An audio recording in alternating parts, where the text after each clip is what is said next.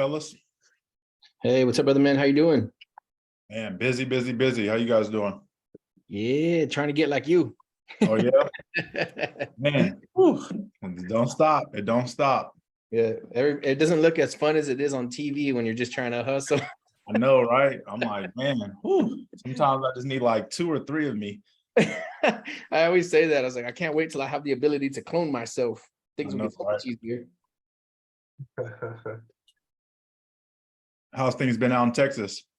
Dude, smoking right now, dude. We're going faster than we've ever gone before. Really? Yeah, it's getting crazy right now, bro. I think Texas is one of those markets that's not just going to be affected.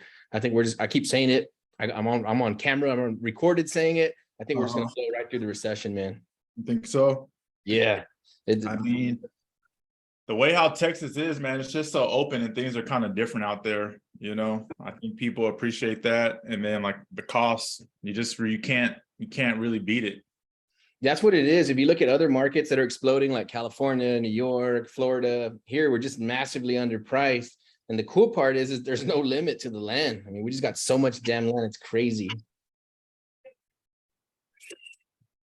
Hey, I was going to ask if we can have this recording after you can send me a link to it. I can download it. Ace. Yeah. Mm-hmm. Do you want me to send you the link once it gets uploaded for the record?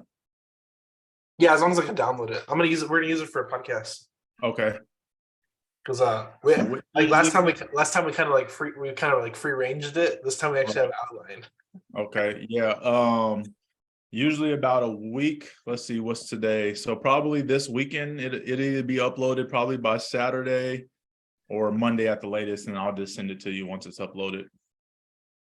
All right, that sounds good. What's been up with you, Daniel? I'm good, man. It's just been busy, man. Literally updating my website today. A lot of random shit. I've been in a lot of meetings today. I've been doing these 4:30 mornings every day coming up on a month now. Damn. What are y'all doing at 4:30? Like the good morning calls, the coffee calls? No, it's more so I've been kind of like tracking my days, you know, kind of like how people might journal or, you know, set certain times where they do things. I'm kind of like taking that, but I'm doing it with my days. And so it's just really the only time for me to get some good gym time in the morning, because I go to the gym in the mornings for like some morning swims and stuff like that. So it's really the only time I can do it. Boom. That's crazy. Yeah. Yeah. We need to talk privately too, man, off camera, so that we can see what you guys are up to and how we could just try to do some overlay, like wherever we can help, however we can provide value. Would love to work closer with you. For sure. We'll definitely do that. Sick, man. Yeah, I think we do a little bit of that ourselves too. I think we're so busy working, you almost forget to have a morning routine because you're just like trying to destroy it. And I start trying not to take any meetings until 12. So I'm at the gym at 9, you know, try to do the family thing when I get back from the gym, and then first meeting at 12. And then of course now we're ready to work till midnight. So right. Yeah, man. Sometimes that's just what it takes, you know what I mean? So to get to that next level and the level after that. Yeah, grow until it hurts. Oh yeah. And then grow some more. We'll go ahead and kick this thing off. I'm sure people will start to call in. What's up, Chris? How you doing, man? I'm doing great, man. I got some good news for you before we get started, if you don't mind me sharing. Go ahead. Let's hear it. I got pre-approved today for $350K at 6.75%, man. I think that's good for the market that we're in. Yeah. I'm so excited. I'm looking for a fixer-upper right now so I can convert it into a multifamily and get that ball rolling, man. I wanted to come in and let you know because I know you've been with me since the beginning. So that's what's up, man. Congrats, bro. Is that going to be in Florida or what? Yeah, it's going to be here in Tampa. I'm going to house hack for the first couple of years while I can stack up and do it again. But my goal is to find something that's basically a shell, hopefully something under 100K, even if it's a little bit in the country, a little bit. Renovate it and find a place that's a little bit. I'm thinking about looking for something close to. We have lagoons out here that people go and visit when they come and travel.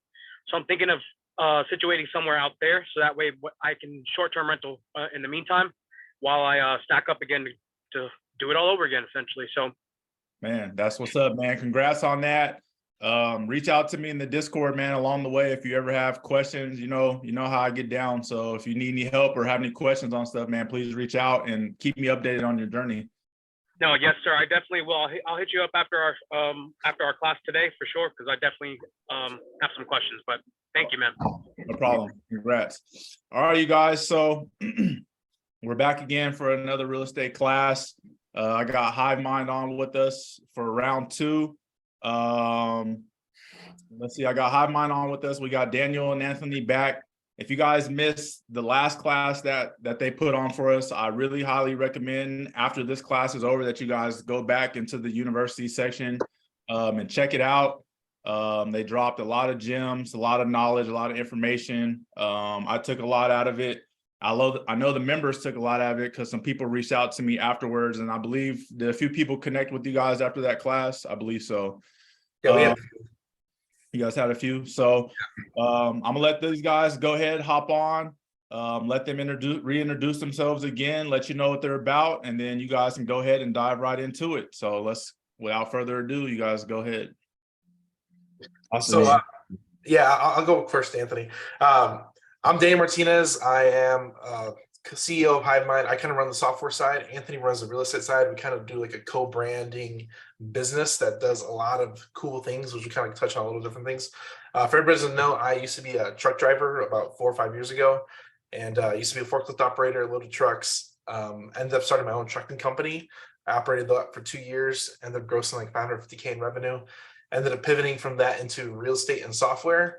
And I met Anthony right at around that time, and we've been partners ever since. So that's kind of like my story. Anthony, want to kind of give yours? Yep. Hey, what's up, everybody, man? Thank you. And big shout out to Wealth Squad, man. We're big Wealth Squad fans. So you're in the right room. I think business is about being like in proximity to people that are doing big things. So just connecting with people like the Ace and them and the Wealth Squad, like you guys are definitely in the right room. I have a construction background and I have a 15-year marketing background. I accidentally got into real estate just from doing marketing. I was going to build a family house for myself. So I was looking for land, and combining that with marketing, we've realized we found a way to position ourselves. I would say it's probably the best positioning that you can do in real estate, and we say some of the things we say, and like, I just wish that you knew us personally so that you can know that we come from a place of humility, not capping, not arrogance. But I want to teach you guys today how to leverage $1 billion worth of loans at 0% interest, piece by piece, right? What's the biggest way to eat an elephant in very, very small increments. So that's what we're going to talk today about. We are real estate investors. We'll look at any type of asset, but we found a way to leverage land. I would say probably more powerfully than anybody else I've ever heard before in the real estate space. And again, like I said, it comes from a place of complete humility, because we're so brand new that we're still kind of in that honeymoon phase where we're just appreciative for where we are and the connections we've made and the types of deals that we have done before, and also that we're working on. So I think anybody on this call is going to learn something today. You've never heard this information anywhere else before. And you can probably bless a lot of people, your friends and family, with this information. It's going to take your investing career and your real estate career. Even if you're not in real estate yet, you're going to learn it at the very highest level today. We want to talk about our main focus is land, right? And even if you're in self-storage, if you're in apartments, if you're in house flipping, or no matter what you're doing, this is only going to accelerate what you're up to. And it's also the fastest way I've ever seen to grab cash in real estate and to leverage high dollar assets, with almost nothing out of pocket. So just one deal right now, I'm about to lock up tomorrow. I'm buying $1 million lot for $600,000, and I'm going to put $5,000 down. Nobody's going to check my credit. Nobody's going to ask me for proof of funds. And it's a very, very straightforward deal. I'm leveraging $1 million lot for $600,000, $5,000 down at 0% interest. Okay. And this is not our strongest deal. This is just like a run of the mill of deal that we're doing. So again, I think business and real estate is all about positioning. It's about leverage, right? Leveraging not only other people's capital, right? OPM, but also leveraging OPP, other people's property, right? If you're old school like me, I'm 41 years old, you're down with OPP probably. Anthony, can we talk about like seller financing? Like, what is like the basics of seller financing? What does it mean? And what's like the back end leverage you get from that? Yeah. Okay. So that's what we're going to cover today. We entitled today's talk, 3 ways to get land for free. Okay. And these are not $10,000 infill lots. These are $1 million lots, right? So how many $1 million lots do you have to leverage before you hit a B? right? And also if you can leverage them with very little to nothing out of pocket, again, it's going to put you in a pretty strong position. So where did you want to start on the seller finance? Where do you want to start on? What is seller financing? I guess is the first question. Okay, so seller finance means where you ask the person that owns the property to bankroll the deal for you. So if you're already in real estate, if you're already investing, if you're buying businesses, you are finding people that that can lend you money, right? So somebody mentioned right now before this call that they're borrowing $300,000+ at 6% interest, which is for private capital in today's market, that's freaking amazing. That's a home run and a half. Yep. What we're doing, we're also doing that. We're also leveraging other people's money. But what we're doing is we're asking property owners to be our bank, right? And your property owner is not going to check your credit. They don't care what your debt to income ratio is. All of that goes out the window when you're working with seller finance. So you're looking for people that own properties, that own assets that they either can't move, that they're asking too much money for, or that they're just like in just some kind of like awkward mid stage where there's too many heirs. There's something that's happened in their life where they can't just grab this property, throw it on the open market, and then make all of that cash back. So it's a very unique situation. And then you tell yourself, well, yeah, but what are the odds of that happening? But every single real estate deal is like that. Every single investment is like that, right? Even if you're investing in the stock market, even if you're investing in like private capital, if you're lending money, if you're looking for apartment complexes or self-storage, or you're looking for the right crypto to buy. We just recently dropped 30 grand on an NFT project that's already like 2.5x. So we understand other asset classes, but if you're looking for these like once in a lifetime unique opportunities in any investing space, then it's like they're always hard to find, right? So, yeah. But what are you paying attention to? So within the last, I would say 90 days, 120 days, we focus our efforts into land deals that are valued at $1 million and up. So if it's under $1 million, we'll look at it as long as there's $100,000 profit potential on the deal before we get involved in it. We just closed one yesterday. Oh, actually, we closed it last week, but we cashed out today. It's an $80,000 profit deal on 2 acres south of San Antonio. We never saw the property. We never went to the property. We never visited the property. And that's the land game. Again, those deals are not few and far between. That's just like a run-of-the-mill average deal that we're looking for. I do want to mention too, one thing cool about seller financing is that you can 40% of all the property in the United States is owned free and clear. It's owned free and clear. There's no debt on them. Either it's passed down, inherited, they paid off the mortgage. There's no debt on them. So imagine, and what he mentioned early on was leveraging $1 billion, is that if it's free and clear, they can be the bank and you can get a free loan on that without having your credit pulled. So imagine thinking instead of thinking of it as property, think of it as a loan that you can do whatever you want with it. Yeah, so one of our next videos we're about to make is called The Power of Leverage, right? And everybody throws around a B loosely right now, and they're like, hey, yeah, billion this, billion that.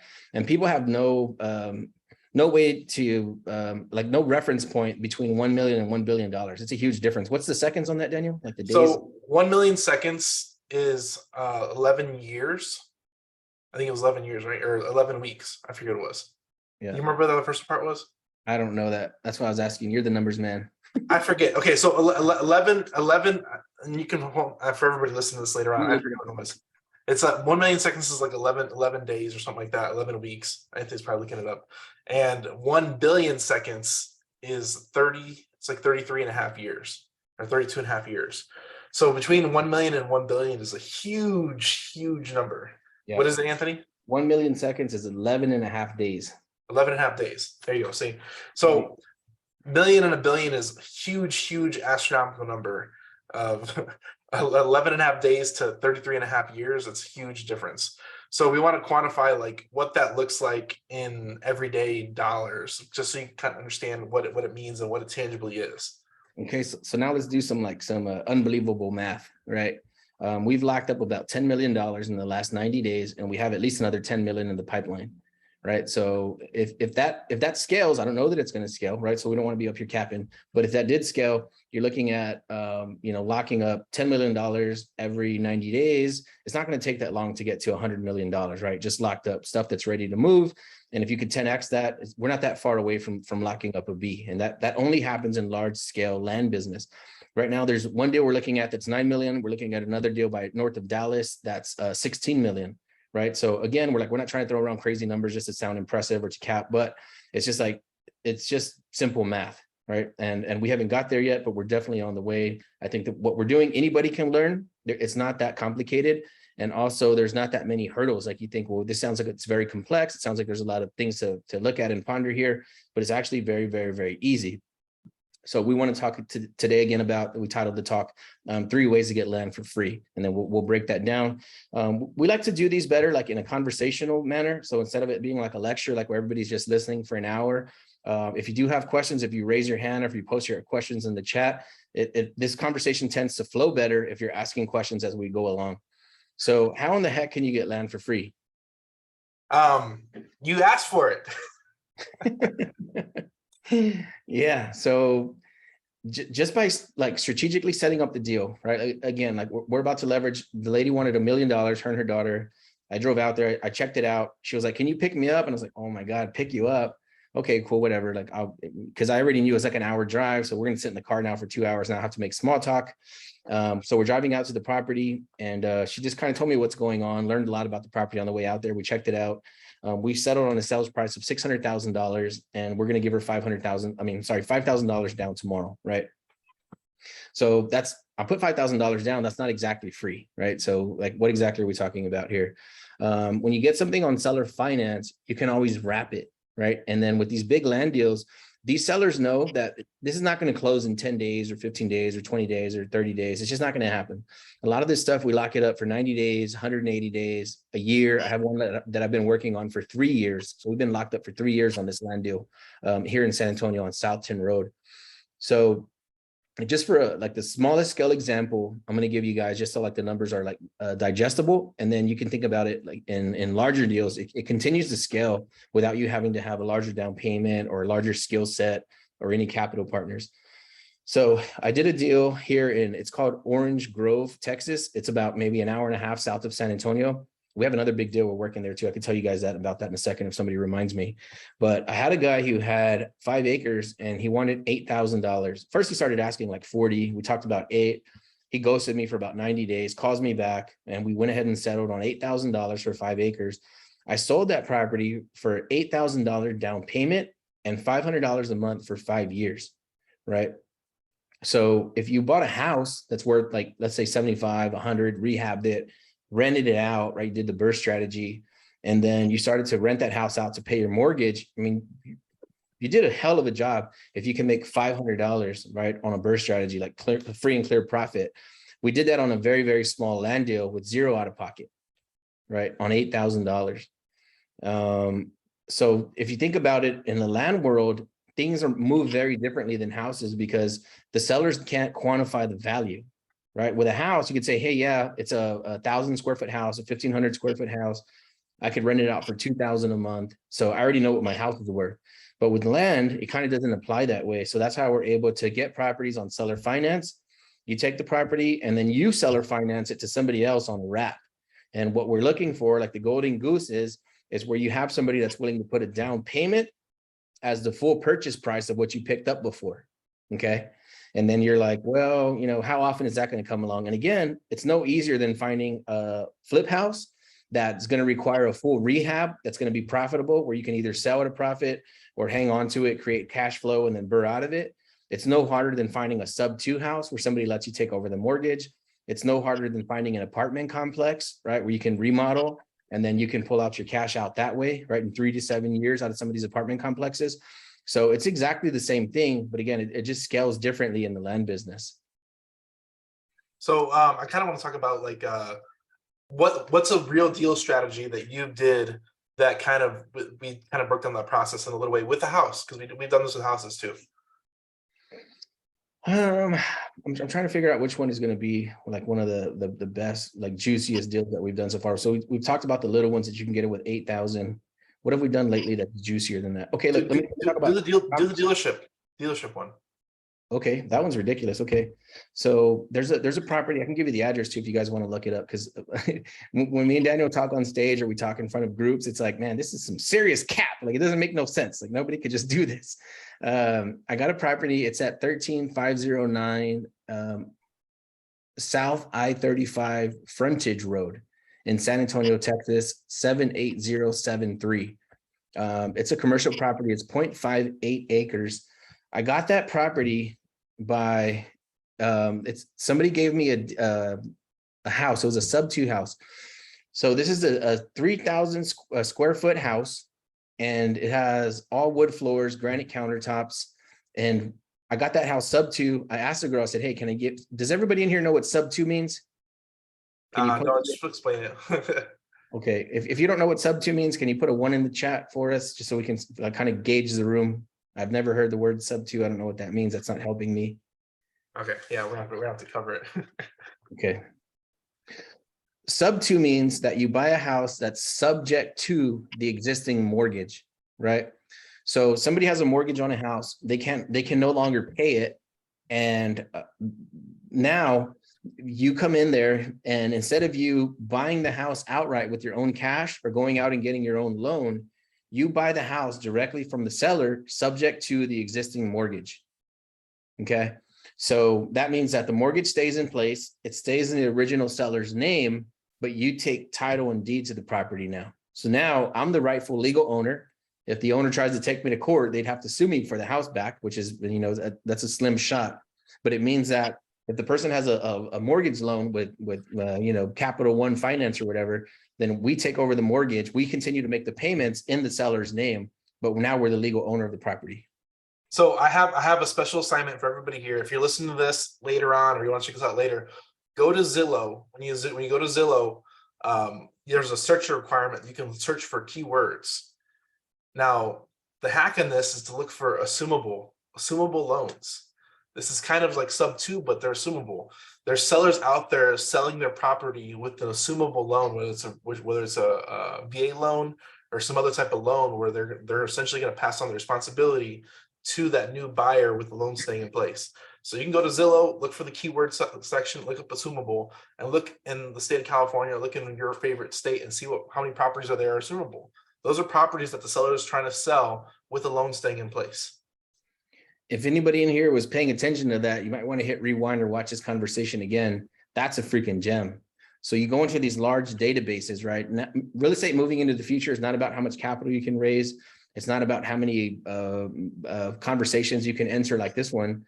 It's knowing information, it's knowing data, right? So Daniel just gave you guys a way to go back, look at the data of Zillow, and then find somebody that has already used the keyword assumable or seller finance in their search terms. Then you can go to any state, right? There's 50 of them.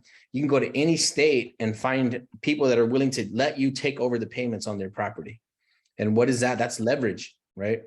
If you can go in there, like I said, like we're about to leverage $1 million lot for $5,000. So if you can go to these large database websites and you can use those search terms, that's crazy, guys. That's better than texting sellers, calling sellers. That's better than watching charts all day. I mean, that's a mad gem. So Juan Gonzalez asked, maybe too big of a gem. Sorry? So that may be too big of a gem. That's a freaking gem, dude. Yeah, we've been doing this for 4 years, and marketing is tough. It's expensive. You get your teeth kicked in. But if you can go direct to the sellers that are willing to let you take over their property, I mean, that's crazy. Juan Gonzalez asks, the question we have is, what are you guys looking to get from the Weld Squad, and how can we help you help us? I already answered that question. Go to the bottom. Somebody asked, why would an owner do a sub-2? And okay, let's go into that deal. Let me come back to this real quick. Let me answer one real quick with my own spin on it. So the reason we like to give talks like this in front of people is because we designed Hivemind, right, to be a marketing engine. All it is a marketing engine. It's a CRM, but it's also a marketing engine because we look for deals like this. Like I said, like they're not very easy to find, right? And if you find an apartment complex, if you like the other assets that we've talked about, they're very difficult to find. But you will find that if you're on Facebook or Instagram or anywhere else, it's a public forum, and you say, hey, I'm looking for 100 acres in Texas or 1,000 acres in Texas, you stand out like a sore thumb, right? So if you're just starting to have those conversations and you do happen to find, hey, this guy called me, he has 8,000 acres south of San Antonio, we want to know about it. We want to help you. We will find the funding. We'll help you negotiate it. We'll go out and actually walk the property. There's a lot of things that we have in place that we will do for you if you come across those types of assets. So like I said, if you're out there saying, hey, I'm looking for a flip house that's 60 or 70 cents on the dollar, everybody's looking for that, right? And that kind of gets lost in the weeds. But if you're out there saying, hey, I'm looking for 200 acres, right, by Austin, Dallas, or San Antonio, or Houston, you're going to stand out like a sore thumb. People are going to ask you, hey, what are you doing? Hey, I have something. Can I talk to you? I talked to a guy today who hit me up on Facebook. He has 500 acres in the pipeline. So main thing is like I said, it's just a way for you to learn, a way for you to soak game. If you come across a land deal and you're staring at it like, I don't know what the heck to do, hit us up and we'll be glad to help you and walk you through those deals. So somebody asked, why would an owner do sub-2 method?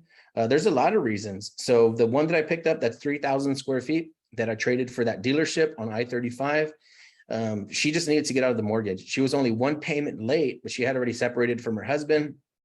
She's there with 4 kids that are in like middle school and high school. So she's like, I'm not exactly losing the house, but I already know I'm going to lose it. Things are about to get worse from here on out. So she said, look, she told this is a friend that my sister went to school with. She's like, I see you guys are doing real estate. She said, I'm either going to do 2 things. I'm going to give the house to the bank or I'm going to give the house to you. That was it. That's exactly what she said. So I said, look, thank you. Cool. Yes, we'll take it. Let me give you $5,000 at least for your trouble. And she said, I don't want your $5,000. I just don't want you to pay my mortgage late. Can you do that? Done. So we took that property that we got for free and we traded it for a commercial property on I-35 south of San Antonio. That's worth $500,000. So those are the types of deals. That's kind of just one scenario why the seller's willing to give up the mortgage. What does the ex-owner walk away with in a sub-2 deal? It really depends. Like I said, sometimes they just want relief. Yeah.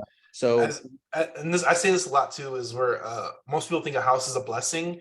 That's 30 years of time they have to hold it, where it can't be an anchor. Because sometimes houses turn into anchors too, where they might lose their job, COVID hit, a moratorium hit, like they might have tenants and they're not paying rent. There's a lot of things that can happen in 30 years that could make the deal go wrong. So whenever we do subject to it, it's relieving the pain. They don't get a foreclosure on the record, which can affect them from buying a house for the next 7 to 10 years. And we take over payments, so it actually benefits. We make payments on their behalf, which helps their credit in the long run. So I was talking to my mother, my family member, and they lost their house to foreclosure a couple of years ago. And I was telling them that we could have helped them, like knowing what I know now, and I was a baby back when they went through it. Knowing what I know now, we could have helped them, preventing them from going to foreclosure, because they couldn't buy a house for 10 years. And that's a long time to wait to buy a house. So knowing this strategy, hey, if you've had a foreclosure, this is an opportunity to buy a house without applying for credit, without applying for financing. This is a way to acquire a house. So we're going to kind of cover that a little bit later on in the call, but that's kind of, we're looking for people that are stuck in the situation where they don't have any other options but relieve the pain of seller finance. Like right now, what's happening with the high interest rates, as interest rates go down, as interest rates go up, the price value goes down. So people just bought houses, they have no equity in those houses. So whether they're moving, they need to sell, or relocation, they need to sell that house, and they have no equity. So now they have to bring money to the table to sell that house. And this is where we come in. There's properties listed on the market right now. There are 120 days that the seller has to move, and they can't afford to bring money to pay the agent off. So all you have to do is contact that one person and you can get a deal out of that. Check this out now. So now somebody's asking about how does this work with agents, right? And you just mentioned properties that are on market. So if anybody's not looking, 63 acres for 800, Georgia market for 1 year. If it's been on the market for a year, it's probably massively overpriced, but we're happy to pay full price for properties, or even over asking price if they're willing to finance it to us for 30 years. And we can talk about that in a few minutes as well. So check this out. This property was listed. Somebody in my office brought me this deal. They said, hey, this person wants to sell. And they said it's listed for $750,000 here in the south side of San Antonio by downtown. I'm like, nah, just move on to the next deal. And they said, wait a minute. They said they just need to get out of the mortgage, right? So if you're asking, why would somebody possibly let you take over the mortgage? Check this out. Look at this house. You can go to if anybody's on the computer or on your phone, type in 318 Jennings, Jennings, in San Antonio. 318 Jennings. This was a listed property. Check this out. If you could just look at your screen real quick, if you're not on your phone, if you don't want to look up the listing yourself, this is on realtor.com. But look at this thing. 5,050 square feet by downtown San Antonio. Downtown is exploding. Wraparound porches. That's the living room right there. 100-inch TV in the living room for no reason. It was all fully furnished, chandeliers in every single room, 4 chandeliers in the living room. That table right there is probably, I don't know, 15 feet long or bigger, with like nice Victorian furniture. We got that house subject to, they let us take over the mortgage because the people, they remodeled it. They put $200,000 into the house and they didn't have enough to pay the mortgage after they spent all the money remodeling it. They thought it was going to sell in a heartbeat and it didn't sell. So yes, you can acquire VA loans this way. So I went and checked out the property the very next day after that seller talked to us. We ended up getting it for $10,000 out of pocket. So a house that was listed on the open market with a real estate agent, they gave us the keys to the house for $10,000 down, right? Why would somebody do that? Because they remodeled it for $200,000 and they couldn't carry it anymore. We have a 2-year balloon on the house. And all we're doing is we're responsible for PITI, payments, insurance, taxes, and interest is all we're paying on that house, which is roughly about $2,400 a month. We have 2 years to pay it off. So that's the game. Yeah, it's for $440 on Zillow, but if you look up the old listing, it was listed for $750,000. So hell of a deal. 5,050 square foot house. We picked it up for 10 grand. Let me see if we can go back to, I appreciate the questions too, guys. These are great questions. This helps us break down further what we're doing. Somebody asked, Walter asked, so how did you trade a commercial property and what does that mean? Okay, so on that property, yep. So I had a lady that we contacted south of San Antonio. I was looking to open up a car dealership or some sort of dealership. I wanted a public, property that I could sell things on, equipment, RVs, that kind of stuff. And my wife and myself drove by the property, and it's had to be 2019. And we were, it was Valentine's Day. So we were supposed to go to the movies or dinner or something like that. I'm like, look, do you want to go out or do you want to go find some commercial property? She's like, let's go find property. So we ended up driving up and down I-410 and I-35 south of San Antonio looking for stuff. We found this property. We contacted the lady. She said, yes, I'll sell it. Yes, I'll work with you. Yes, I'll sell or finance it. All those things. So we went and toured the property with the lady. She said, I want $330,000. I asked her, as of course we're friends now, we're talking on the phone all the time. I said, yes, we want to get the deal done. Property needed a ton of work. And I said, hey, what are you going to do with that money when you get that money? So here's the gem right here. I hope everybody remembers this, write it down, paste it on your keyboard, something. We always ask the seller what they plan to do with the money, because you're going to be surprised what you uncover. That's like probably the single most important question you can ask to any property seller is, what are you going to do with the money when you sell this property? So I asked the lady that, and she said, I'm going to pay off a house that I can live in cash for myself because I'm living at my sister's house. I'm going to pay off a house cash and I'm going to live off the rest of it. So I had recently got this property from my sister's friend, and we took it over sub 2, and I just showed her the pictures the same way I showed you guys. And she said, is that for me? And I was like, I don't know. Maybe you'll like it. Maybe you won't. So we drove out to the property with the seller. She checked it out. She absolutely loved it. She said, yes, what do I have to do to get this property? And I said, look, why don't you give me your property? And I said, and then this house, I said, there's a mortgage on it, right? I took over the mortgage on this house. I said, I'll give you the keys to this house. You live here.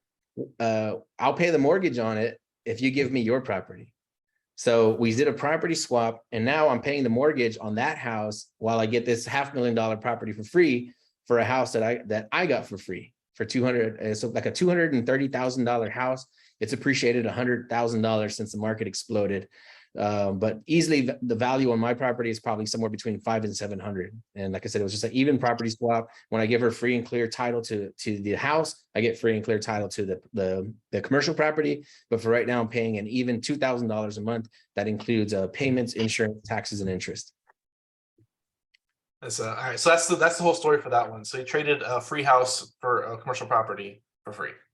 Somebody asked, is it possible to buy these properties when you don't have any money for the down payment as well? What's that process like? Yes. So again, I got this sub 2 house. I gave her 0. I offered her 5,000. She said no.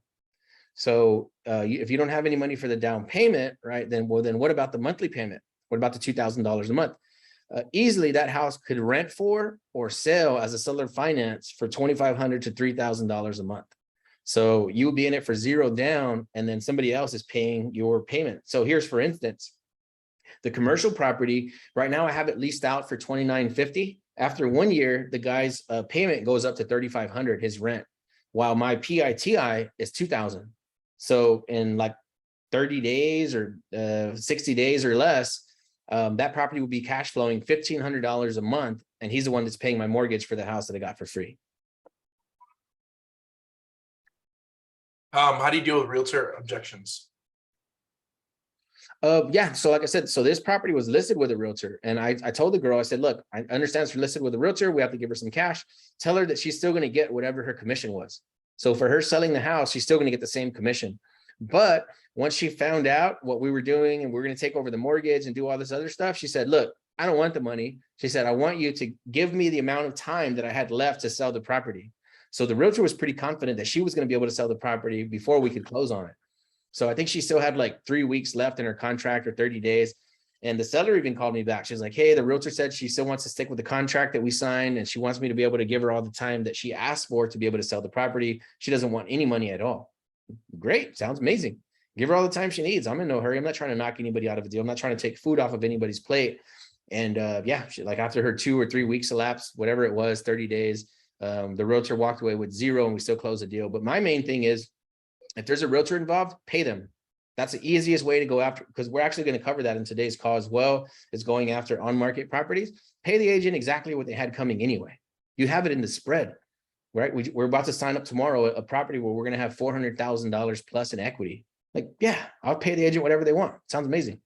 And the agent, all the agent wants to do is get done.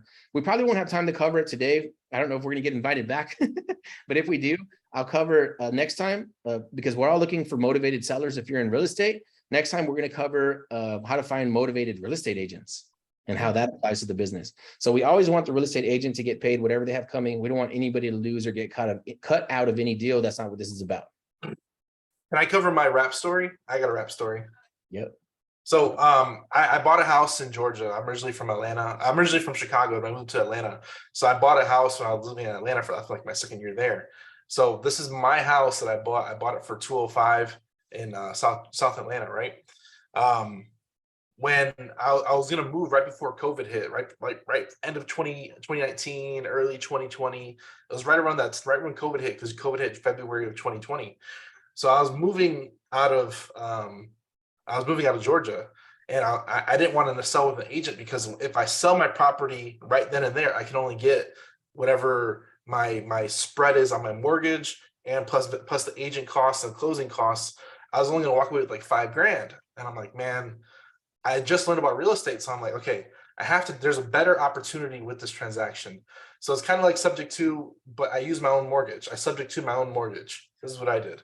So when he talks about wrap, is rewrapping that for another buyer. There's a lot of 1099 employees, entrepreneurs, even real estate agents that are really good agents. They have a high income, but they can't get a mortgage because they don't have it doesn't show on their taxes. I'm sure ACE qualifies for this, and like all these entrepreneurs, they cannot get a mortgage. They can't.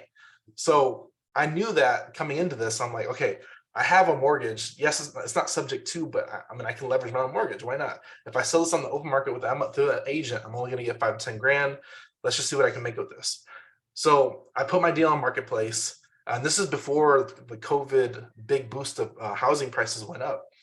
So I'm like, okay, my house is probably worth about $230. Let me see if I can sell this thing for $260 with $30,000 down, and then cash flow this deal instead of getting a renter, because I don't want to rent her, because right now I live in California and I moved from Atlanta to California. I don't want to manage a rental 300 miles away. That sounds like a nightmare. So what I did is I put it on Marketplace, and all these agents come up. You want to list your property? You want to list your property? No, I don't want to list my property. I'm good. So I found a entrepreneur 1099 buyer with I put on Marketplace that I was asking for $50,000 down. And people, when you ask for higher than you want, people are like, oh, I got 15, I got 20, I got 25. And my sweet spot in my head was 30. So I'm like, let me ask for 50, and then they can buy down at 30. So I had a guy come in. He's like, I have $30,000 down. Let's do this deal. The dude already owned a house in Florida, and he just couldn't apply. He couldn't afford to get another house based off his income, because he was an entrepreneur. He was a 1099 employee. So I ended up doing the deal, $30,000 down. I cash flowed $500 a month for 3 years, and now his payments come up to either refinance or restructure the loan again.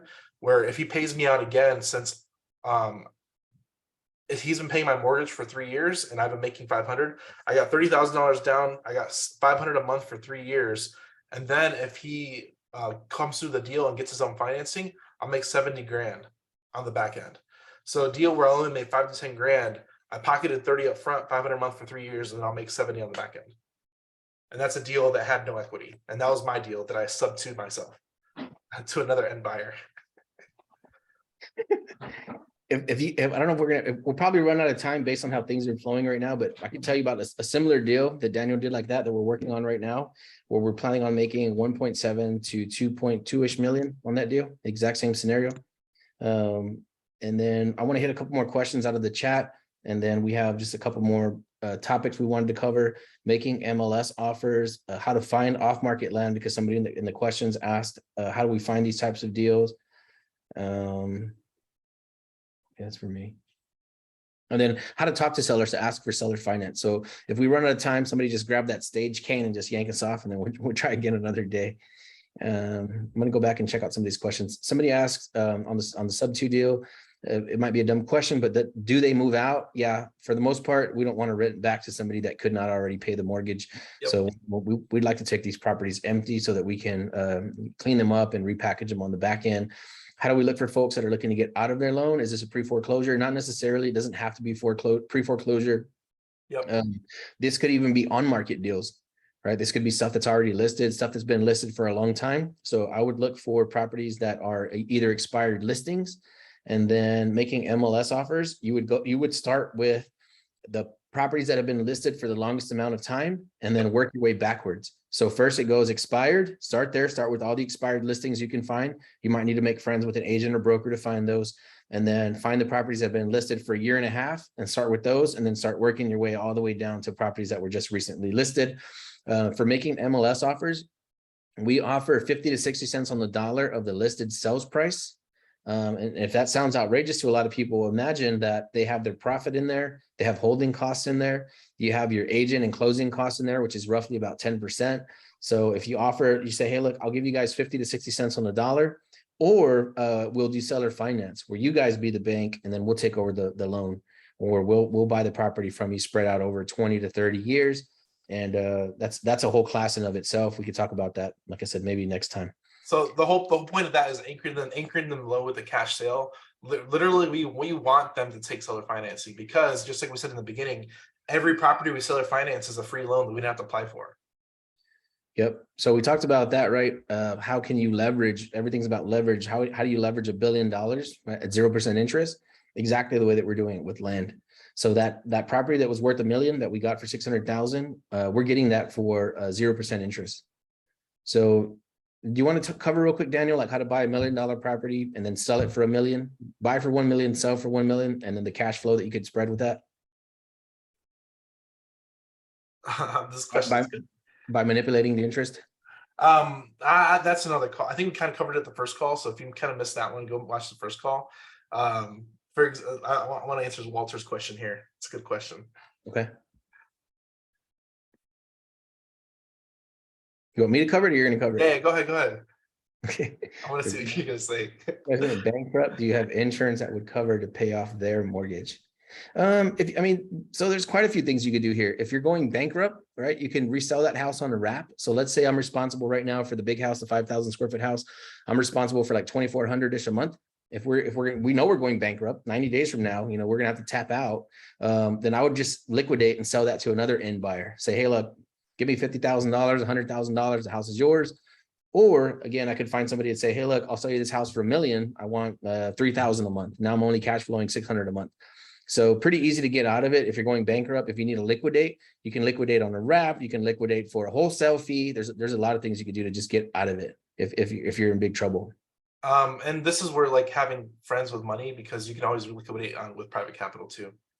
Yeah, there's a million ways to get out of these loans. And then worst case, if like, hey, the seller's my best friend now because we've been friends for 3 years and I don't want to hurt their credit, I'm just going to give you the house back, right? Or you can create a joint LLC where they own an LLC, you own an LLC, put it in a trust or something and say, look, I'm going to help you sell the property. I'm going to give you back all your money and then some, right? So there's a million things you could do to get out of this.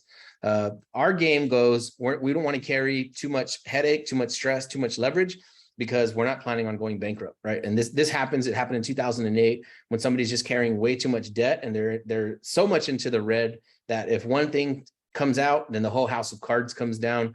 And that's not the game that we're playing. We're playing with little to no leverage at all. So one property might be able to implode like that, but no chance in hell of all of that stuff imploding all at the same time, because we're playing with as much defense as possible. Like I said, worst case, we either give the property back, help the seller sell it. There's a million ways to get out of it, because we're definitely not over leveraged. We're actually like zero leverage, actually, is what we're doing, because the seller's the bank. We don't have to bow down to Wells Fargo, Chase, Farm Credit, nobody. The seller's the bank, so we can always tell them, hey, in 90 days, I'm gonna have $0. Do you want your property back, or do you want me to help you sell it? What you trying to do? I kind of want to cover like the mindset of seller financing, because the mindset of seller financing is this analogy we use with sellers and maybe even realtors sometimes too, is that if we can give them their pricing, we can sell, they can sell it for whatever price point they want, because the price point doesn't matter if we get our terms. Because for instance, the guy that did he had was it 365 or 350 on the beginning of the call? What was it? That $350,000 mortgage. It was at 365 at 6.5. Oh, he borrowed like 350,000 at 6 point something, 75. All right, so I'm gonna do the debt service on them. I'm gonna do the math on this so y'all can hang with me. 6.5. So the debt service on a 30-year loan, 6.5 at 30,000 is 2,200 a month. That's PI, payment and interest. Right. Oh, you put it there, Kristen. Thanks, Christopher. So that's 2,200 a month. So what can you do with 2,200 a month? I got a good one. Yeah, go ahead. Okay, so we're buying. Here, let me give addresses too, because a lot of this sounds like bullshit. Like, these guys are lying. There's no way this could be happening. So if you Google or look up 108-014 IH37 North, Pleasanton, Texas, Pleasanton, Texas, 78064. This is a listed property. It's on market. If you look that up, it's listed for 450,000. We're getting it for 350,000. I'm putting $50,000. I have a private seller that's bringing in 300,000. We're selling those tracts, those 10-acre tracts, for 199,000 with 10% down. Okay, so let me see. I'm getting it for roughly 6,000 an acre, right? 350 divided by 54, 6,480 an acre. We are selling it for 199,000 times 5 tracts, roughly about $1 million, minus 350,000 that we're getting it for. And you said getting 350 at 675. So we're going to have $645,000. That's not profit. That's amortized over 30 years. So we're selling it on a wrap. So I'm just going to do the amortization calculator. Give me a few minutes, please. I appreciate you guys staying on here too. I know this is like a lot of information to take in, but I think it's worth it. It's if you learn the information that we're teaching, it's like, this is crazy. This is life-changing information. Like, I'm trying to teach this to like my friend, my neighbors, my daughters, strangers, everybody. So we leveraged 645,000 off this property that we put 350 into. 645 is what's going to be owed to us. 645, 30 years. We're selling everything that we do at 10% interest. So that same 350,000 borrowed, you can leverage on these types of deals $5,660 for 640, 10% interest for 30 years. So that 350K at 675, you can make 5,660 on that. So you can cash flow $3,000. $3,000, on that 350. And you could also, of course, flip out of it. There's a million things that you could do. So let's say we had a mortgage for 645, and then let's say we sold those mortgages for 80 cents on the dollar. Our walkaway is 516,000. I don't know that you could do that on a house, but that's what you can do with the land business with 350K liquid. And the whole thing that we joke around, like it doesn't matter how much interest rate you get that money for. I mean, 0% interest, that's a home run, but even 6% interest, that's a home run. Yeah, 675 in this environment is out of this freaking world. So I don't know where you got that money from, but congrats, dude. Somebody asked if we expanded to more states since our last live. We prefer Texas. This is where our money is. This is where we will spend our money. But if you have a deal in any market, we'll be happy to take a look at it. A great deal looks like I said 50 to 60 cents on the dollar, or a seller that is willing to sell or finance at a fair price. So we got, when we're at 50 minutes, man, that time went by fast. Okay. Somebody's asking how to comp big land like this. You want to cover that real quick before we move on? I mean, do a quick synopsis. I want to cover how I'm looking for a deal. Go ahead, cover how we comp land. It's easy. It's a price per acre. So check this out. Comps don't matter with land like this. So the land that we're selling for 19,000, 199 for 10 acres, comps in the area are 12,000. Right. So we're selling 50% above ARV, right? So comps kind of don't matter in land, especially if you're doing seller finance. So for land, for comps, big land comps, I just checked realtor.com to see roughly what's pending at what price. And it also has to be the exact same size tract. So if you find a 10-acre tract, it needs to be other 10-acre tracts pending for that, because in San Antonio, you can buy 1 acre for 99,000, but you can buy 10 acres for 200, right? So you have to see what's pending at what price. We usually do that like on Zillow, realtor.com, that kind of stuff. You don't even need MLS access. All right. So for everybody here that wants a nice house, and for different markets, that might be like $500,000 plus. For California, that might be like $1 million plus. Put a 1 in the chat. All right. I'm going to give you my play of what I'm going to do to find a house with high interest rates to find me $1 million house. So I'm literally doing this right now to find $1 million house. So remember, I told you 40% of the houses are owned free and clear. So what do you look for? High interest rates affects high-end properties the most. So everybody that has expensive houses, they're the ones getting hit the hardest with interest rates. If you look up, and this is where I look at Zillow. I don't pay for any other service. Like, I literally look at Zillow. You can search Zillow criteria. So in Atlanta, it might be 400,000 and 400,000 to $1 million. Because I remember in Atlanta, that's 400,000 is like a really good, nice house. You can search those parameters, 400,000 to $1 million, and see what's there.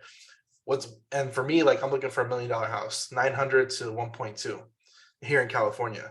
So now what you do is you're looking for a certain criteria. The more expensive the property, and think about this, if you're doing multifamily, you're doing commercial, you're doing storage, all those, same idea, those properties are getting hit the hardest because of interest rates. So as the more interest rates go up, the less that value is, because and side note, if you're into commercial or anything like that, I saw a statistic today that there is $1 trillion worth of commercial debt coming up in the next 48 hours because the debt service doesn't make sense anymore. Because the interest rates have gone up so high, it blows the financing out of the water. So now their debt to income isn't good enough to get a refinance out that loan. So that's a nugget for all the commercial people. For everybody else that wants a nice house like me, all right, here's the play.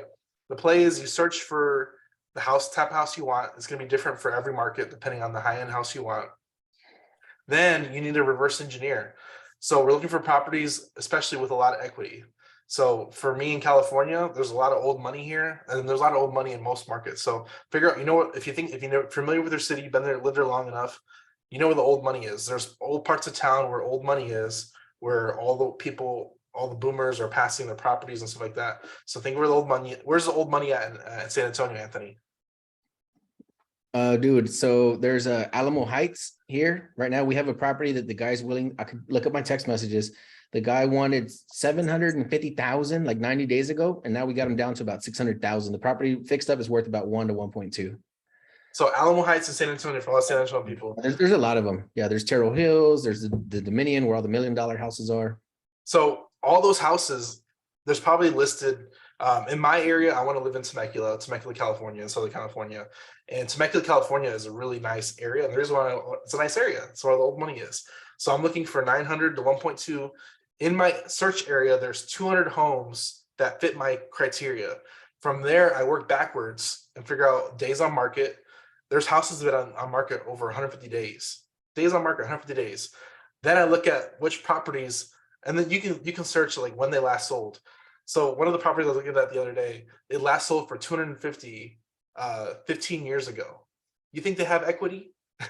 I think they got equity. And if not, they own it free and clear. If they don't have equity, they own it free and clear, or pretty much damn near to it. So now what you do is you find a way, you can pull the expired listings. We said that early on, expired listings of those criterias, or you can hit the ones on market and see if they're open to payments over time. What's our sales pitch for creative finance, Anthony? Okay, yeah, that's something we wanted to cover as well. Is how do you ask a seller to be the bank? How do you ask the seller to be the bank? Go ahead, Anthony. So what we do is we do a multiple choice close. We never do a take it or leave it close. Like my offer's 350 or go to hell. We don't do that. We say, look, here's the thing. Capital is very expensive right now, right? It's super expensive right now. So if you want me to pay you $1 million for this property and I got to go borrow that money, this property is not going to cost me $1 million. It's going to cost me like 1.2, 1.15. So I'm trying to see if we can make a deal here. I'm an investor, right? If the only thing that provides value to me as an investor is I either need a discount or I need time to pay. Other than that, I'm just going to call somebody else, right? No hard feelings. It's just numbers. And this is another good quote. It's not me against you. It's me and you against the numbers, right? So if you want me to give you cash, if you want me to move cash from my bank account to your account, I either need a discount or I need time to pay. That's the only thing that provides value to me as an investor. If not, the guy's lot next to yours is exactly like it. I might ask him, right? So if I am going to give you a cash offer, it's going to be, I need room to pay back my lender, right? Because I buy a lot of properties. And if I bought them out of my bank account, I need to be a billionaire, right? So I'm going to leverage the capital. I'm going to borrow it from somewhere else.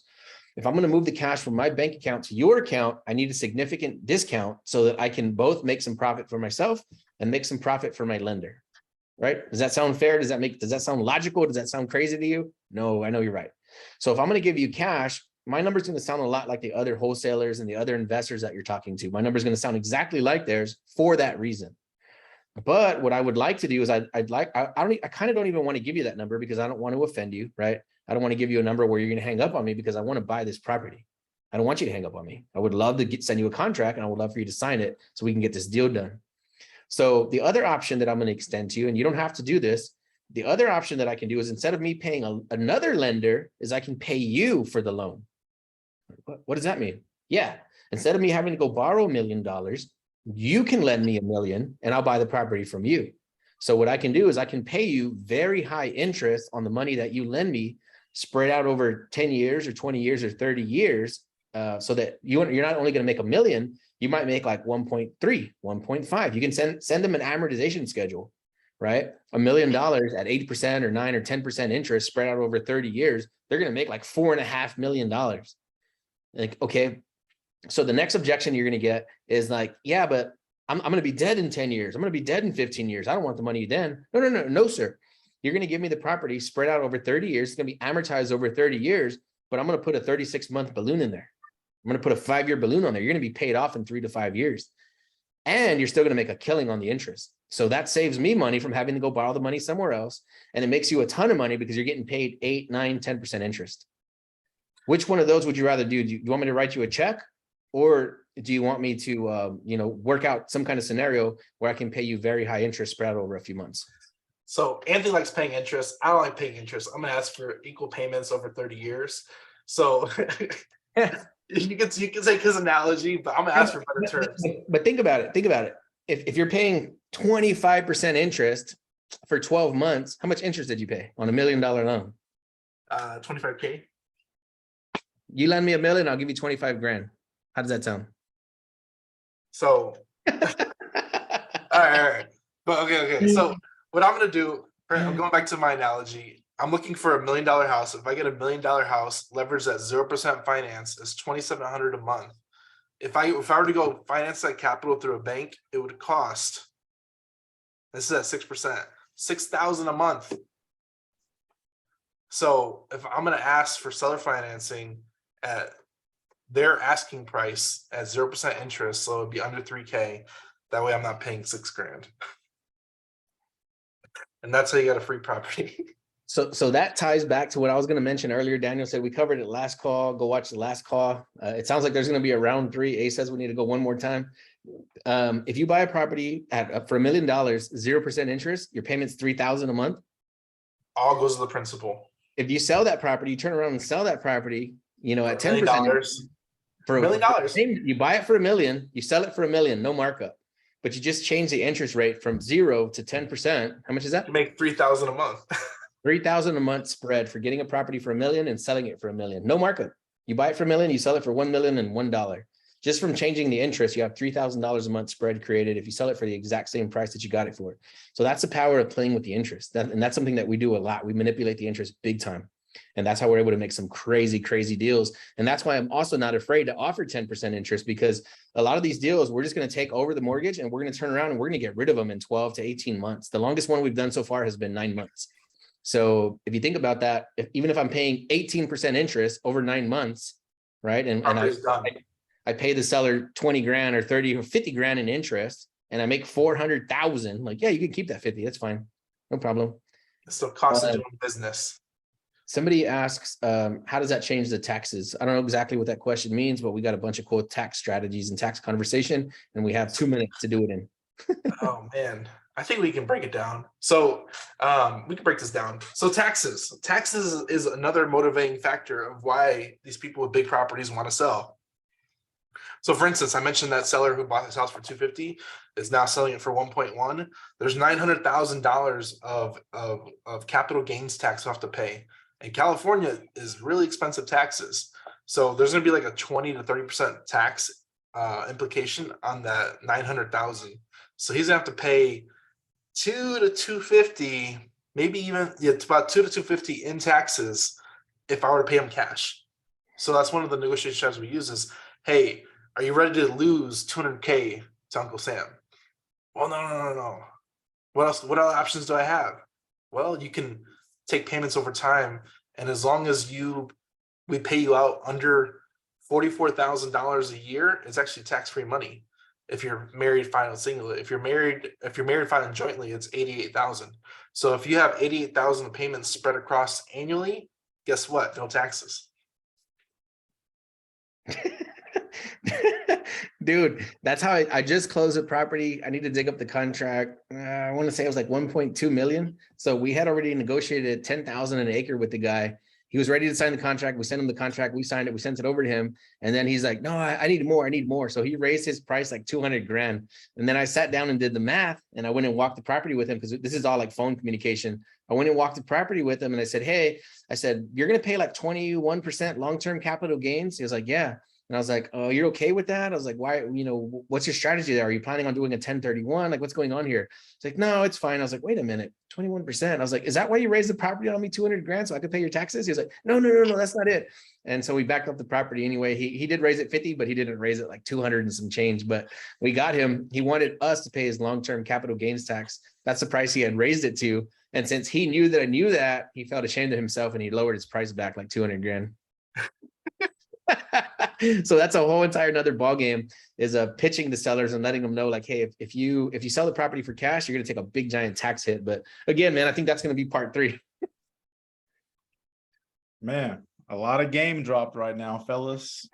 I bet you it sounds like we're speaking in French and people aren't in real estate. They're like, what the hell are these guys talking about? Yeah, no, I like that you guys gave addresses for people to look up and see this stuff. Yeah, a lot of good questions in here in the chat as well. So a few people were asking how they can connect with you. I've seen you guys dropped your website a few times. Daniel, can you drop it one more time for the people that want to get in contact with you guys? Yeah. So that's your social media and stuff. Yeah, I'm gonna have to have you guys come on for round 3 to actually go into because I know Anthony has some actual stuff he wanted to show you guys and kind of dive a little deeper into. We just kind of got off, I appreciate you guys, answering everyone's questions. So hopefully you guys got all your questions answered. So that way, when I do bring these guys on again, they can just dive right into what Anthony has to share, because he has a lot more to share for us. So first of all, thank you guys for taking the time out of your guys' day to come on for a round 2 for the squad.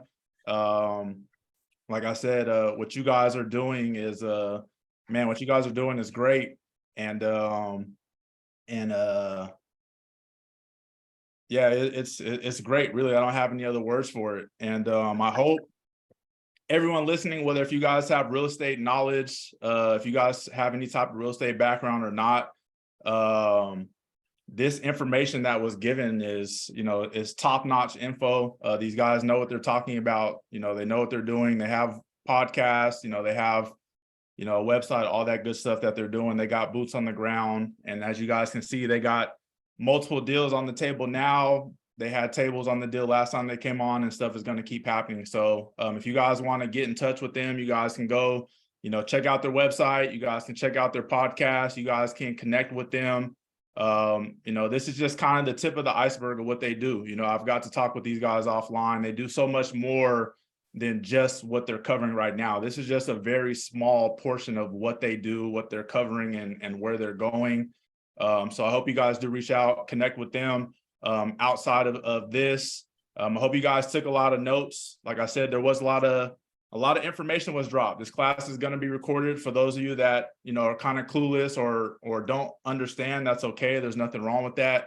That's why we're here in the class today. That's why I tell you guys, come to class, ask questions. There is no such thing as a stupid question. Someone said this might be a stupid question. There is no such thing as a stupid question. If you don't know, then you just don't know, and you got to ask until you know. Whether if you think it's stupid or not, just ask your guys' questions. Like I said, thank you guys all for attending the class.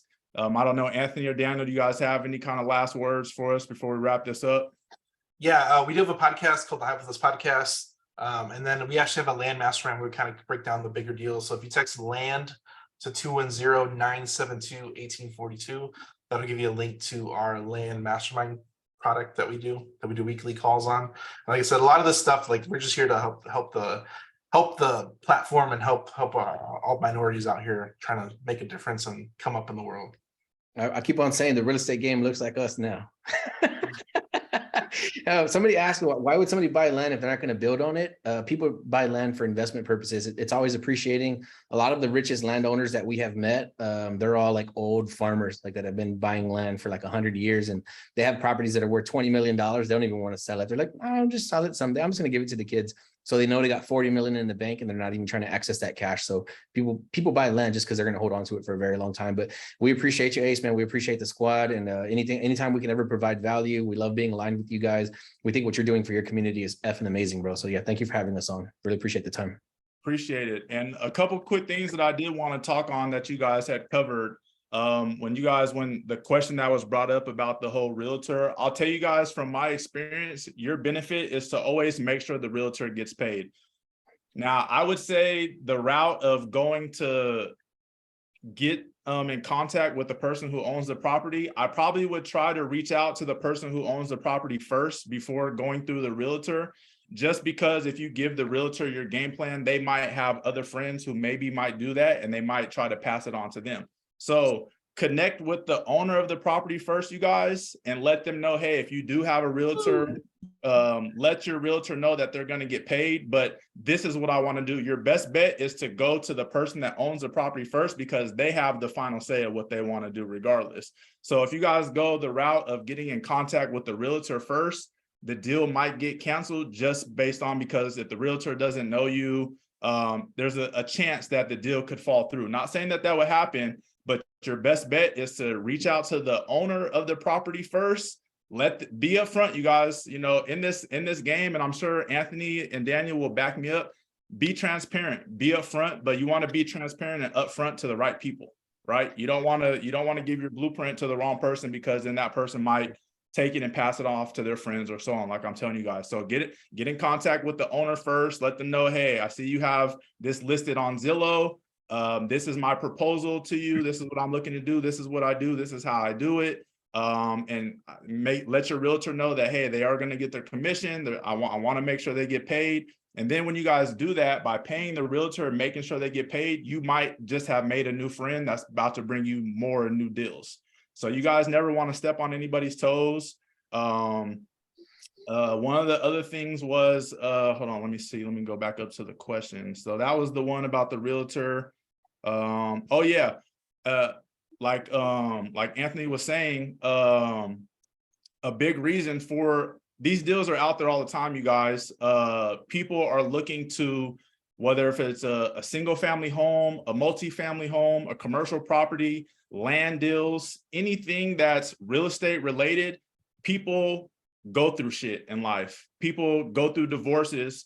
People, have injuries or get some type of illness, or they get that property passed down to them and they have no real estate knowledge. They don't know what to do with it. There's literally 100+ different scenarios of why a person would want to do these type of deals, right? So it's going to be on you guys to take the time and effort to start figuring out, how do I find the person that owns the property? What type of script should I say to this person? And if you guys don't know or don't feel comfortable yet, I always tell you guys, get someone that can help you do that. This is why I brought these guys on. These are the people that can help you guys do that. So if you guys don't feel comfortable enough of reaching out, or if you guys don't know how to find, the owners of the properties, or know how to look for a deal, or know how to evaluate a deal, or know how to run your numbers, get with an expert that does that. So it's like, would you rather have, a small piece of the pie, or would you rather have none of the pie at all? You know what I mean? So eventually, before you can have that own pie, you need to get all the ingredients so you can make it yourself.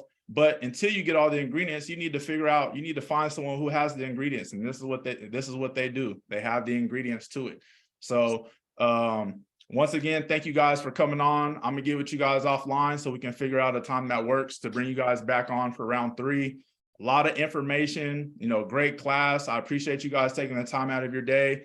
For everyone in the squad, thank you guys for taking the time every day. You guys asked some really great questions. Seriously, you guys were spot on with the questions, and that's how you get better. That's how you start building your network. That's how you start getting things handled, is by asking questions. If you just sit back and just listening and you're clueless, or if you maybe have a question, or if you think, no, I'm not going to ask that because it's stupid, you're missing out on an opportunity is what you're doing. You're kind of shooting yourself in the foot for no reason. We're the only 3 people showing our face. Everyone else is behind their phone, behind their computer. We don't see what you guys look like. They don't see what you guys look like or know who you guys are. So ask those questions. Even if you think it's a stupid question, this is the perfect place to ask those questions. And as you guys see, they took the time to make sure that they answered every single person's question. You know what I mean? So ask those questions, you guys. That's why we have these classes. This is why I like to bring on experts in their field to be able to do this for you guys. So great class, you guys. Again, you guys knocked it out of the park per usual. I didn't expect anything less from the last class. I know Antoine was trying to connect with you guys, so I know he'll probably be reaching out to you guys soon. He said he was really interested, and I know a few other people are. So salute to you guys, what you guys are doing.